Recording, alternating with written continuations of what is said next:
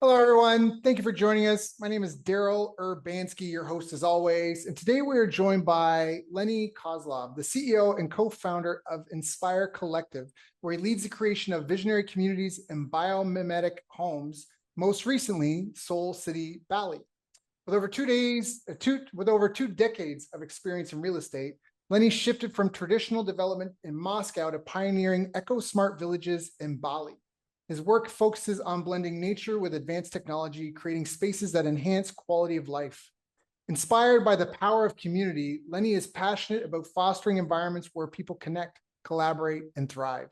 Through Inspire Collective and Soul City Bali, he's building a future where sustainability meets innovation, crafting homes that harmonize with the earth. I've asked him to join us here today to share his story and vision for the future of community living. Lenny, thank you for joining us. How you doing, man? Thanks, Daryl.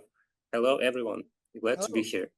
Yeah, it's glad to have you here. We tried to connect at a conference recently and it didn't work out, and we had a call. And I love what he's doing. I think there's synergy between both project I'm working on as well. And I thought you, the listener, would enjoy hearing this discussion because a lot of people have been reevaluating how we live since the pandemic. A lot of people have been reevaluating a lot of things, from institutions to education. And you're clearly a pioneer in creating communities. And so I think it would be interesting for people to know about what's happening, because I think there's a lot of people that don't know what the options are out there. They're stuck in the white picket fence suburbia type thing. They're a pigeon in a cage in a 27-story condo building. They got their little shoebox. Like, they don't understand the gift that is this earth and what people are doing out there. But before we get into all of that, how did you even get started in this? What was your beginning? I built my first community village in 2003.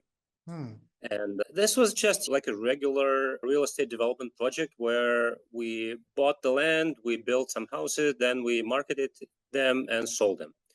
And this was a pretty much conventional way of doing things. But I've learned a lot. I've learned how to build houses and like all the typical real estate development operations. And this was a good experience.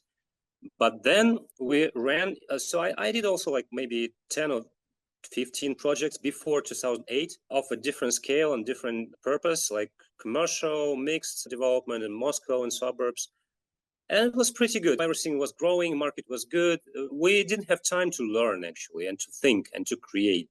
And then we ran into 2008 with a huge crisis, with money crisis, financial crisis, and real estate crisis, when everything stopped. And we realized that the market cannot afford those prices of the level of like pre-2008 level. And I understood that we have to reinvent somehow. How do we build things? How do we build houses? How do we build communities? And what do we do with real estate? Because actually there was a huge demand for the housing in Moscow region at this time, but people could not afford that, could not afford the price level. And this was the first impulse to start thinking differently. And one of the questions, it's good that you mentioned COVID crisis, because actually lots of people started asking questions. For example, if I can live anywhere in the world, how would I choose the place? Yeah. What would be the conscious criteria? Where would I live? Yeah. And and we started asking those questions in 2009 after the crisis. Yeah, me too. Not after that crisis. I guess you've been at it longer than me, but I've been working remotely since 2012. Yeah. And if you can work, because most people knew where you ask where they live, it's because it's either where they were born or they're there for work. So if you can work anywhere, where would you live? How would you even choose that? Yeah. And thanks to COVID, actually, it opened up the door of remote work. Because before that, you're attached to physical spaces. Yep. Like you have an office, you have like employees working, you have to go to your job every day. I helped the company make $3 million, and the partnership didn't continue because I was insisting on working remote. I was like, I don't need to be in my cubicle. I don't need to be at my desk. I'm going to this thing because after work, I'm going to speak to 300 people. Like I'll work there. I can work. They have internet. I promise you. I'll be at work. I'll show up to the meeting. I'll work all day. Like that. Yeah. The world was really anti. And it's really beautiful because it opened up the door for the projects like ours. Yeah. But we started working on that 15 years ago in 2009, and we had a wonderful process of we gathered with my friends. We had 10 pretty much successful families, like successful in terms of business, wealth, and stuff like that. So we were okay with money, and then we had like next questions. Okay, we're good with money, with capital, we're good with our job, with what we do, but then we have some other pursuit in our life. So we want to do something differently. We want to live differently. And the first question that we had at this time was actually concerning our kids, because we all had kids of preschool age, and so we were not satisfied at all with current school level. And so when we realized that the school is actually a prison environment. Yeah. So when Yeah. And For people that debate that, I really want to hit. Sorry, I didn't mean to interrupt because I want you to finish your story. So please. No worries. But people don't realize that it was modeled after a Persian king or emperor who had lost a war and needed to rebuild his army. So he created a training system to train soldiers for specific roles in his army. And then factories took that, corporate America took that, and it was to create factory workers. And that's why all the desks are in a factory assembly line row, why your breaks are announced with a factory bell. Your teacher gives you a quality control card for how good you are on producing a certain output of work. And my daughter, we pay for a private school here, and the school she goes to, it's the jungle. There's wooden playgrounds and the rope spider stuff everywhere. It's what I want. And we went and toured this other one that was like really, I'm like making air quotes for those on audio, like it was a good school nearby. And there were bars on the windows, the cafeteria. It was like, if there was a riot, you could shut a door. And I'm like, this is like a repurposed jail. That's literally what it looked like, was a repurposed jail. I couldn't believe it. Is this a school or a prison? Yeah. Anyway, sorry, I digress. So you were saying, yes. Yeah, and we had like one of our friends, he had this kindergarten made by Waldorf principles. That's the school my daughter goes to. Yeah. Yeah. And then, so those kids, they were happy. Oh, they were happy. They were like aware. They were conscious. They love to learn. They love to play and learn and understand how the world works. And then we realized that we have to send them to school. And we didn't want that. And we thought that, okay, if we take our life in our hands and we start building the life that we would love to live. And so thinking about the school first, because we realized that, okay, we could build the new type of school. And one of our friends, he said that, okay, I'm going to dedicate my life to like learning what's alternative education is and how happy could it be, how creative, how free, and stuff like that.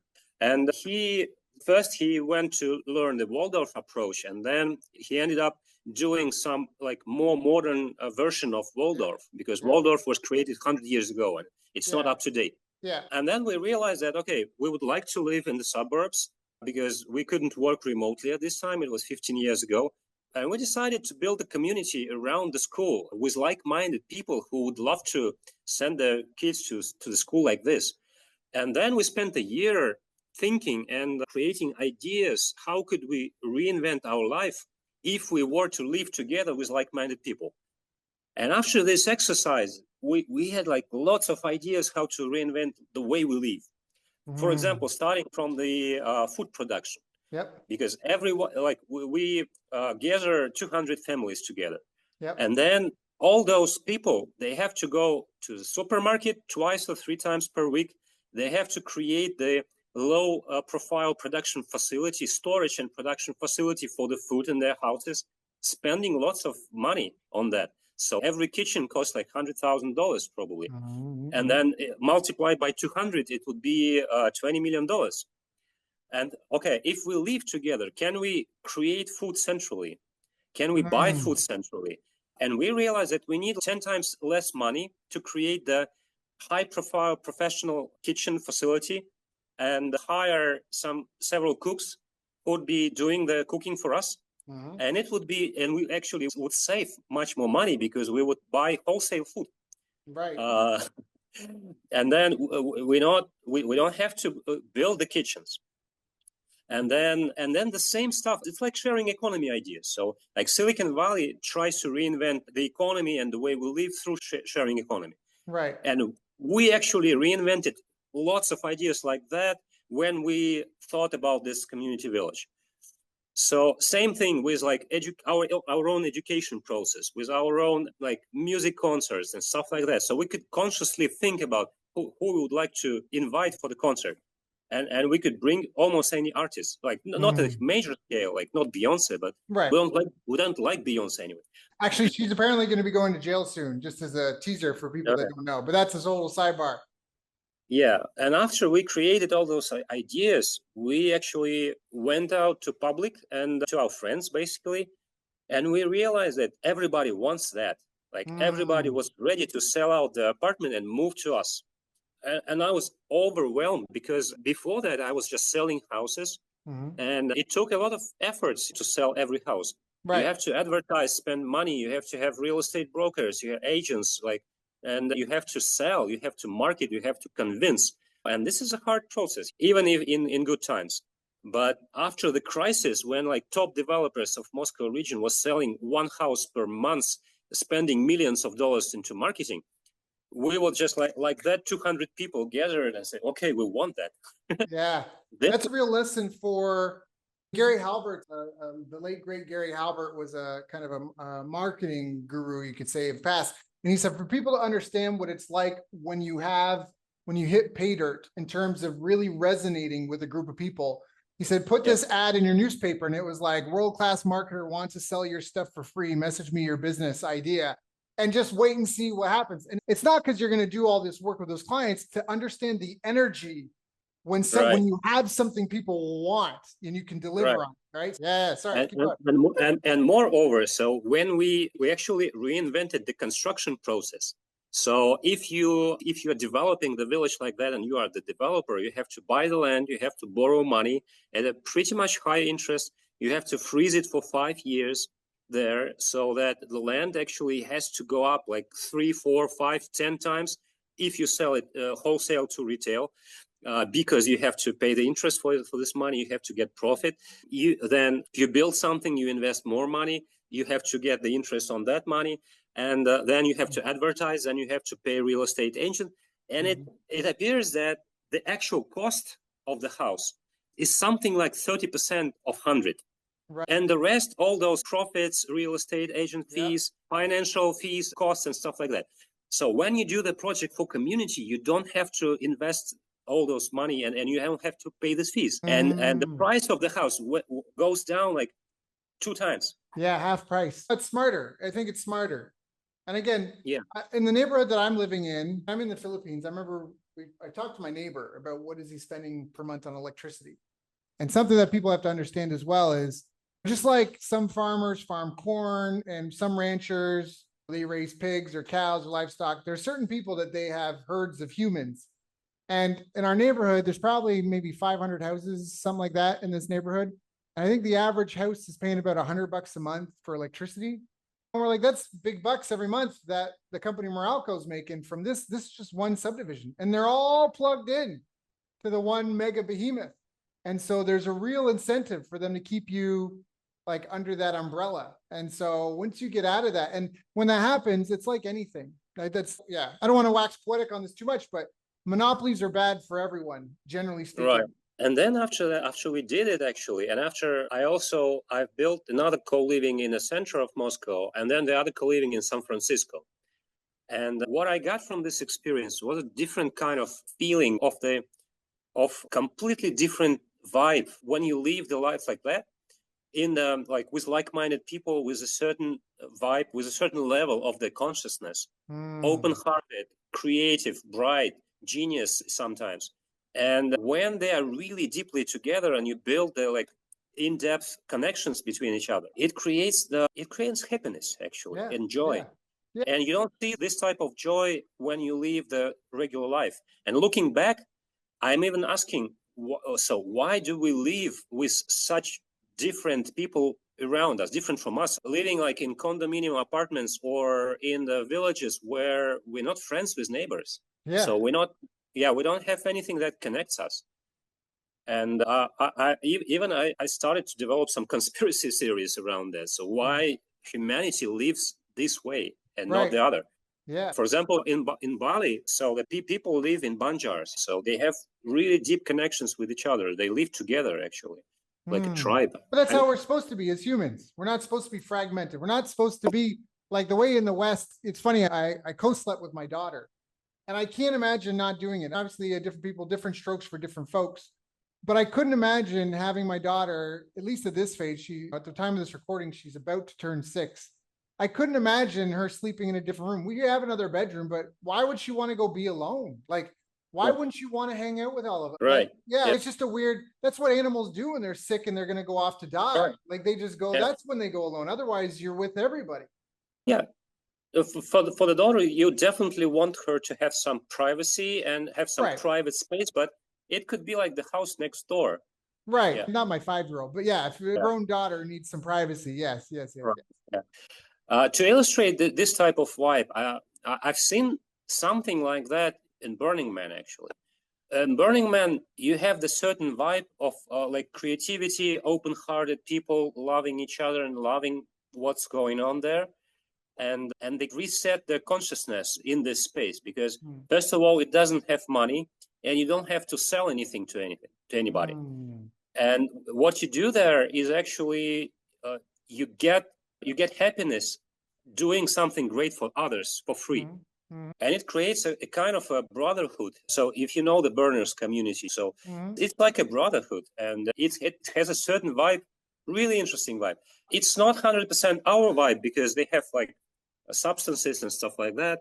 We're not going into this direction, but we have something in common, like creativity, bright people, open-hearted people doing something good for each other. And this type of vibe I really like. Yeah.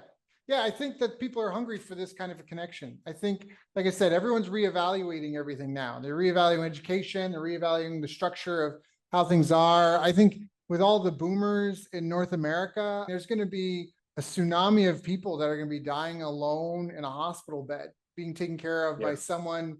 And that's if they're lucky to have that, right? Like being taken care of a stranger. That's not success. It's you really want to live your life chasing the right goals. Watts has this great talk about music and life. And he talks about in music, it's the goal of music is not to get to the last note.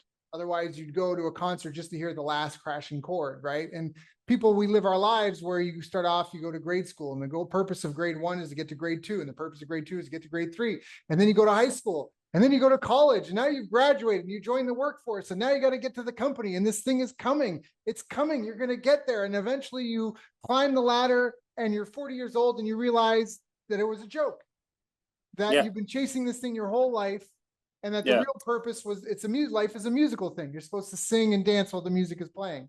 And I think it's a beautiful sentiment. Yeah, and actually, we would like to address this issue in the current project that we're doing. I mean that. So why would you go into the life like that?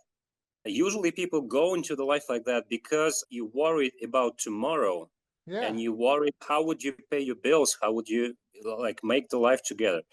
And so the first like ground basis of what we're doing is we're trying to create a space where you have the basic income, you have like autonomous life, you have our own food growing almost for free, we have our own electricity, our own homes, and a lot of activities going on. Right. So as a result, we would like to become a place, something like a Burning Man, that is a must go once in a lifetime direction. Right. And we're going to receive a lot of guests, a lot of tourists coming to our programs, to our community, live with us, and spend some money, actually. So that would create the basic income for the residents, for the community. That actually creates this type of vibe. But then if you feel free, and if you feel free out of necessity of making money for tomorrow, and then this is a very interesting psychological process, by the way. So when you like get detached from the necessity of earning money, and you start thinking, okay, what would I do? What would I really want to do? What would I like to study, learn, explore, create? If I don't have to, if I just want to do that. And then there's a beautiful model of actually ancient Greek cities. So everybody knows like Plato, Socrates, and Aristotle, but they came out of the city, like small city, that was actually good with food and like basic necessities. And those people, they started to think, learn, and they developed very bright minds because they didn't have anything more to do except of like studying, developing your mental skills, talk with each other, think about things, explore the world and explore your consciousness and stuff like that. And out of that came like hundreds, maybe thousands of geniuses, and we know only several of them. But this was like 2,500 years ago. Why couldn't we recreate something like that? When you have your basic things settled up, you don't have to think about the future and worry about the future. And all you have to do is self-develop your creativity, do arts, philosophy, mental thinking, spirituality, create businesses, not money, like wise, not for money, but for something good, to explore your creativity, to do something good for humanity, for nature. I don't know, do some impact businesses. But of course, they have to be financially stable because otherwise they just won't be sustainable. Right. Yeah. But you don't have to center your ideas around money. Oh, I agree wholeheartedly. I made enough money. I made and saved enough money in my early 30s that's part of what brought me to the Philippines. I had a mini retirement, you could say. And I think I lasted maybe 10 days where I was, now what? Now what do I want to do? The whole concept, if I made $1 million, I'd just sit by the beach and drink martinis all day. That gets old so fast. You want your life to have purpose and meaning, and you want to contribute. There's a need within us. We all want to contribute to each other. And that's where sort of the economy gets built up. And then I think the issue is that some people become, it's like they say, the people most worthy of power rarely get it because they don't seek it. So the ones that get the power are the psychopaths that are hungry for the power, but that makes them like least worthy of it. And it's the same thing where in a lot of ways, I think capitalism, true open, not crony capitalism, I think true free markets are obviously there's small adjustments, but generally speaking, it's the best model we've got. And it's supposed to be that people vote by choosing the option. In your community, if someone creates a business, if nobody wants it, no one's going to do business with them. And so it doesn't, you don't have to go tell the person to their face and insult them or anything like that. Just no one's interested. You got to find a way to make it more interesting. Like your family and friends will make their obligatory purchase, but then it's not hot. And that's why I said it even early at the beginning. That's why monopolies are so bad, because most monopolies are propped up by government legislation.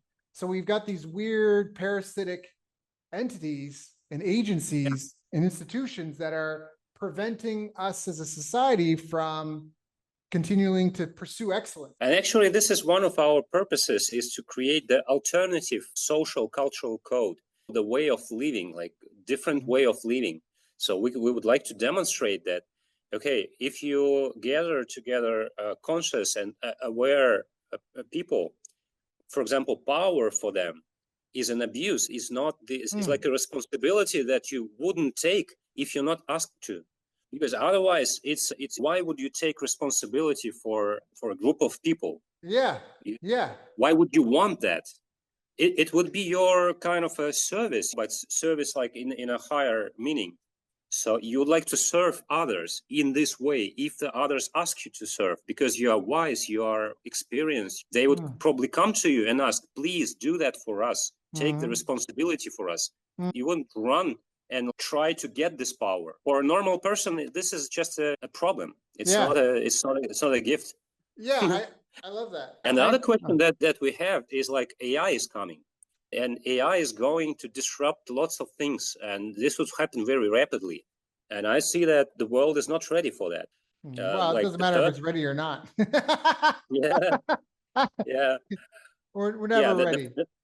The first thing would be, of course, the economic crisis, and it's going to be severe and very hard for civilization. But I think that the humanity is going to pass that, and it will develop some different social structures and economy structure, and the way how like money is being distributed. So new social models going to be delivered. But that's going to be a hard task. But anyway, we'll have to go through that.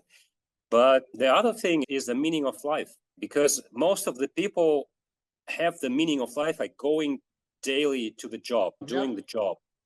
And then they just don't have enough energy and time to think about what would they do if they're free from this job. And AI is going to set them free. And they will be... It's a tool. It's a tool. They said that the farmers, we wouldn't need farmers anymore when tractors came out.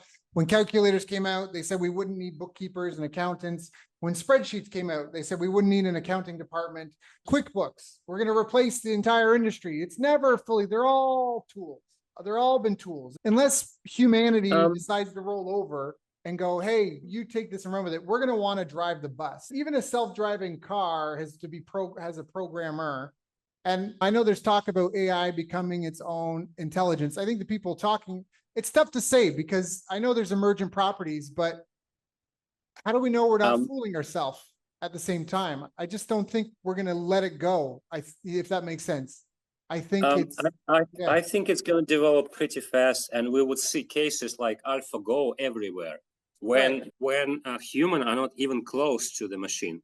So the machine is going to be smarter than the human robot, like thousands of times. Right. And that's going to raise another question. So why the human is worth living? Because AI is much better in everything. But we can talk about this if you want. I think that's two separate conversations. Asking why is a human worth living is a totally different conversation than this car goes fast. Because AlphaGo it's just a car. Like human's not the fastest animal on the planet, but you put a human on a bicycle or a motorcycle or a car, now we're the fastest creature on the planet. We don't go, why do we need people now?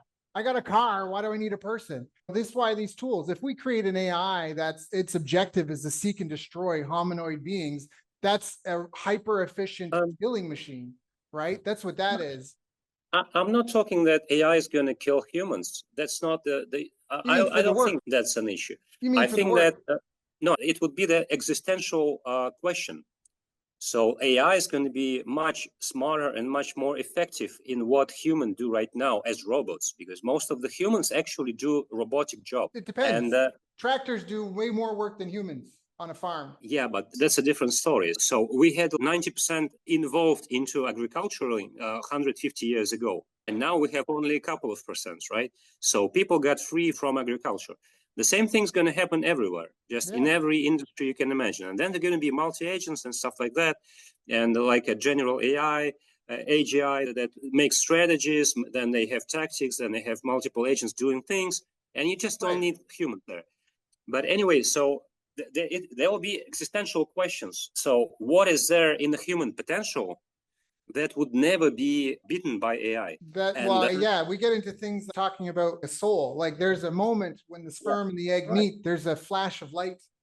And that gets into your artistic, your creative. But I don't think it's too different than now. I think we're almost saying the same thing, but there's a lot of different views on AI. And what am I? I'm just a monkey with a smartphone. So what do I know? But I think that there's going to be people replaced. Again, no one's doing math in the accounting department. They're all using spreadsheets and QuickBooks and calculators, right? Not many people are counting out the math themselves. We've been creating tools forever. I just see this as another tool. The people that are saying that, if you read Beginning of Infinity by David Deutsch, the godfather of quantum computing, I think we're a lot further from AGI than people think. And even if we have AGI, what is intelligence? Okay, we've got an AI that can command multiple agents and it can perform lots of tasks really well. Does it have a self-direction? That's a really interesting concept. And also, if we can't articulate how we made it, how can we be sure? So if I can't articulate, like, again, the flash of light when the sperm and the egg meet, we can't reproduce that. There is a flash of light that's reproducible. You can see it anytime a child is conceived. When the sperm and the egg meet, there's a flash of light. Scientists say it's a release of zinc. That's great. You show me how you can release zinc that creates consciousness. And until we've got that process specifically ironed out, we can't really be sure that we're not fooling ourselves, if that makes sense. And that we're actually fooling. Yeah, we do. We're fooling. We're faking intelligence, actually, but we're faking it so well that in standard operations and in standard things, it becomes much more productive and more intelligent, but faked intelligent than human. Yeah. And then you see that, okay, so you would never create the new God-inspired artist or God-inspired physicist by AI. You know what I'm saying? Right. I get what you're saying. Yeah. But you could replace like regular guys. And where I'm leading that? So I'm leading that lots of people would have questions. How would I live, and what would I do, and how would I explore my human potential in this era of AI? And that's what we're trying to create in Soul City. So we're trying to create this space where you get there and you could explore your own potential, that having the infrastructure to do that, having very talented masters around you that you could learn from and you could collaborate with. And this is like a quantum soup. You have a lot of genius people with very different minds, different hearts, different talents. And you have a lot of infrastructure to create something really good and explore what you could do if you really love to do that. Yeah, and beautiful architecture. The architectural designs are fantastic. If people haven't caught on yet, Soul City Bali is a development that's being built, trying to combine what he's learned and obviously helping launch these new communities and what he's learned from these principles and doing this over and over again. And the basic premise is to share resources where it makes sense to lower the pressures to survive in society that so many people face now, and even have not quite a form of taxation, but a form of sharing proceeds created by Soul City with the residents who are essentially shareholders of Soul City by helping invest in it and get things going. And as a result of this symbiotic relationship, the basic necessities are taken care of. And it's just a way to collectively, if we all pitch in, it's like a potluck. If I bring carrots and you, or whatever, I bring the shepherd's pie and you bring a fruit platter. It's the idea of we do that, but we do it with intent. So we have the basic necessities, but we understand that people still want to have their own goals, aspirations, and drives. And we need to be creating things. That's what I really think. And that's even what David Deutsch, going back to the AI thing, David Deutsch makes the argument that we create knowledge. And so a lot of people say creativity is just combining different elements, but there's all sorts of things that deciding that the earth is, or the earth is not the center of the universe. There's all sorts of things that humans have figured out and ideas that we've had that just came essentially from nowhere. And right now we're not seeing that from AI. AI is just really good and creative at combining things and elements and regurgitating stuff. But that, you said God inspired, that soul, that really does bring into question like the validity and the merit and the value of soul. And anyhow, the purpose, it sounds like, of Soul City, Bali, is to help people get in touch and listen to their soul and not necessarily be stuck in the wheels of the rat race, trying to get from paying the bills to go to work, to pay the bills to go to work, to pay the bills to go to work, to pay the bills to go to work, so you can have some kids and teach them to do the same thing, right? It's really, what are the basic fundamentals we need to survive, to have food, power, water, safety, and then on top of that, some resources to create. And let's create something. Am I close? Am I close? Am I? You're pitching better than me. Yeah, okay. I get it, because I've like I said, I had an early retirement, and at that point I'm like, at once upon a time I had, maybe a couple of years, and it's not, my story is not unique. It really depends on your lifestyle. But I essentially had a couple of years worth of like cash and mattress, so to speak. And it's like, now what do I do? And for me, the vices took over. Originally, the vices took over. Hey, I can smoke a joint first thing in the morning. Why not? Yeah. I'm my own boss. I don't need these clients if they can't accept me for who I am. And so you really do have to reach deeper and find a truer purpose. I think that's part of why there's been a lot. My dad, I grew up I'm going to shut up because I'm on a rant. But the man who raised me, my step adopted dad, worked in geophysics, applied physics and geology, which are hard sciences. But even he's talked to me at post-COVID. I'm really getting into the Greek gods lately. Like everyone, I feel like post-COVID has had to search for meaning and connection. And they've connected to something, whether it's a universal power, but I feel like the atheist pool is really dwindling right now. Like everybody's plugging into something. So I get it. I get it. I think the purpose of Soul City Bali is very valid. And for people that makes sense. I'm not getting anything, by the way. There's no like referral or affiliate anything, but I think it makes sense if they have the means and are interested and want to live in Bali. I think it makes a ton of sense. Yeah, I actually went through the similar process like 20 years ago. When I built my first business, I had like enough capital, and I understood, okay, I don't have to go to work every day. Yeah. But then I realized that no, joint is not for me. Watching Netflix is not for me. Yep. And I went like exploring my potential. I became a almost professional mountaineer. I went to learn opera singing and learned music, and then And then now, for example, as a part of the community activities, we're having a philosophy circle. And so we're raising up like visionary and philosophical essential questions. We're talking about different things like money, like love, spirituality, like different ontologies. We're diving into ontology of God, for example, and we're looking at how people look at those questions from all over, like angles, different angles. And we're doing that for maybe 9 months right now, and we have maybe 20 people who are doing that regularly. And I see that those people develop their minds so well within this year, and they get so much meaning, and they became so like aware, self-aware. Because when you do that, you start questioning things. What's my belief system? Why do I believe in that and not that? So how do my belief system reflects on my life? Am I taking right decisions? Am I going into right direction? Because I believe in that and this. And they made tremendous progress. And this was just 1 year, less than 1 year of doing things. Wow. You know? Yep. Yeah, that's powerful. That's powerful. So where I want to talk, I don't know if this is an awkward transition, but I want to talk about 3D printing houses, because a thing or two about 3D printing houses. Yeah. And I don't know if people understand, like we talked about AI and how that's going to bring a ton of breakthroughs. Would you say 3D printing houses is a breakthrough at this point? Are we on the precipice of a major breakthrough with that?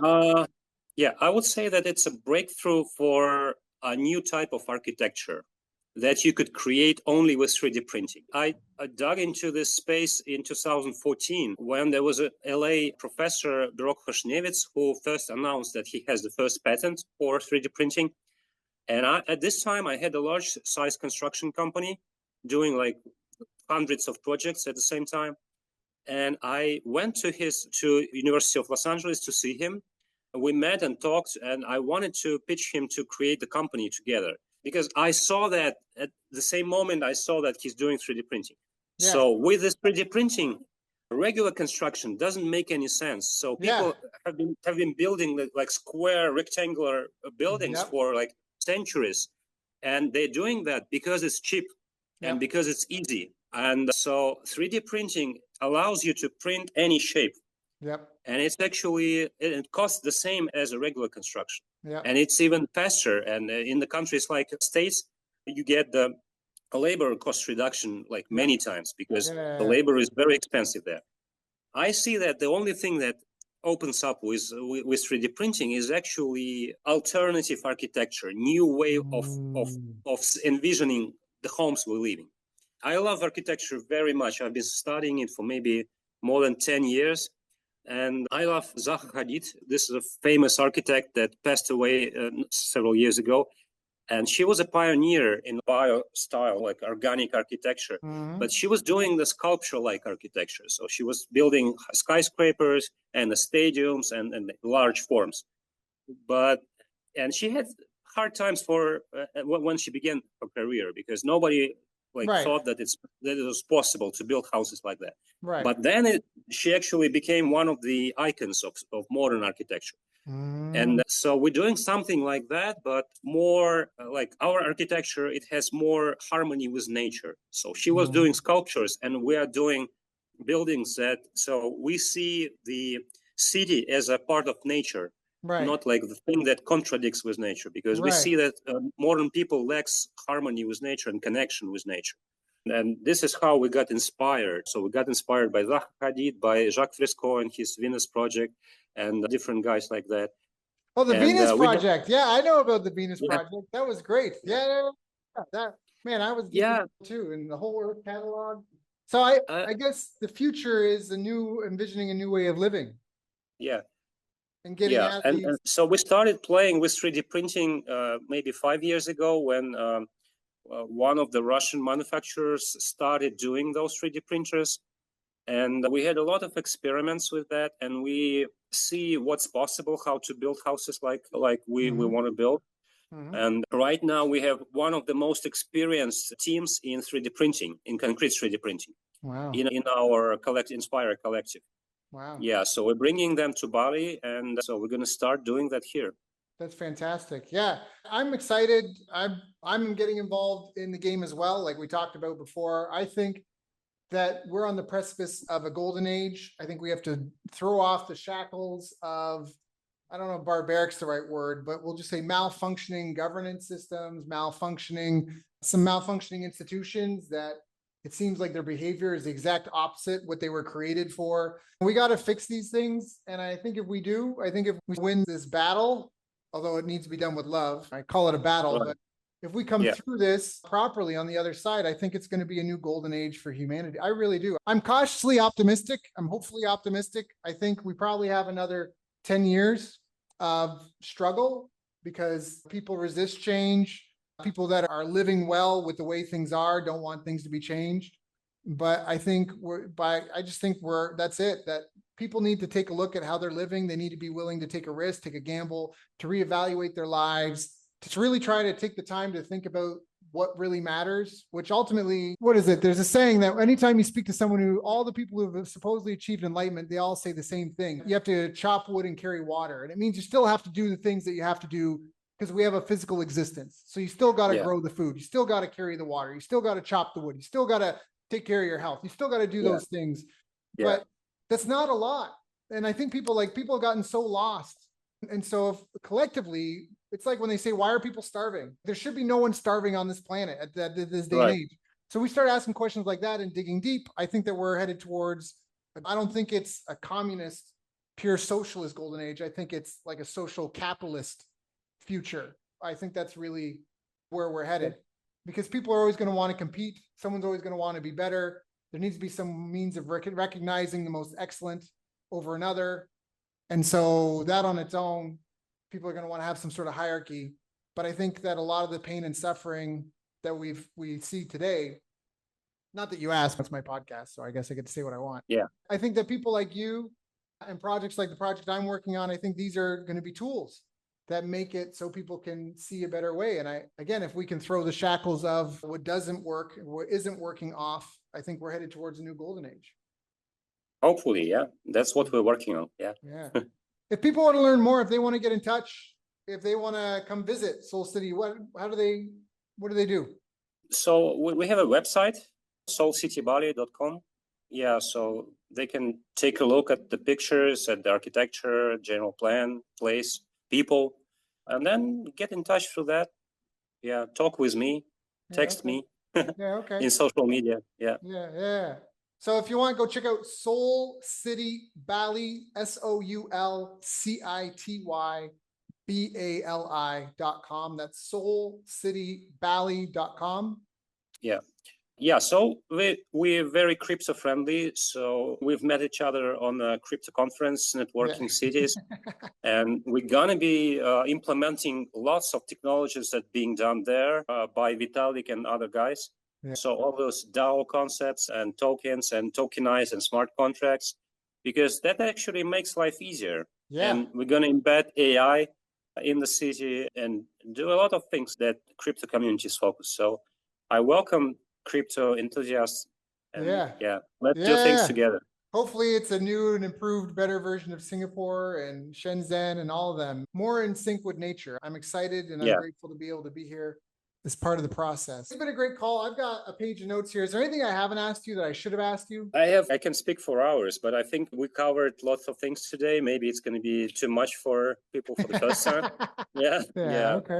Okay, cool. Well, it was good. Yeah. Thanks, Daryl. Thank you for your time. Again, for people interested, check out soulcitybali.com. Go take a look. Again, we can be active participants in designing the future we want for humanity. And I think this is a good example. So thank you. Maybe one more thing. So we're building our community with a core consists from really bright and influential people. So right now we have around 30 people that are in the core of the community. And we're actually looking for some more. So we're looking for the people that really love this idea and would like to do it with us together. So we're doing it in a very decentralized way. And the criteria to become the co-founder is actually that you have to be grown up, open-hearted, creative. You have to be a master in something that you do. You have to be right-minded. You have to share the values that we present, and you can find those values on the website. So feel the vibe, and then get in touch. Let's talk. If you'd like to do this with us, we would be happy. So also, we are really open for the business projects that have good synergy with us and would like to come to our space and do business with us. We are open for the sponsors, for the investors, because we have really good ROIs for real estate right now at this stage. We also would love to talk about that. So really lots of points of collaboration. So welcome everybody. Yeah, go check out soulcitybali.com. Definitely go take a look. And again, Lenny, thank you so much for joining us today. It's been an honor and pleasure knowing you've got your own community, your own staff, your own projects. Thank you for coming and sharing with my audience and I, so we can all learn about the future. Thanks. Was happy to do that. Happy to do that. Happy to do that. Happy to do that. Happy to do that. Happy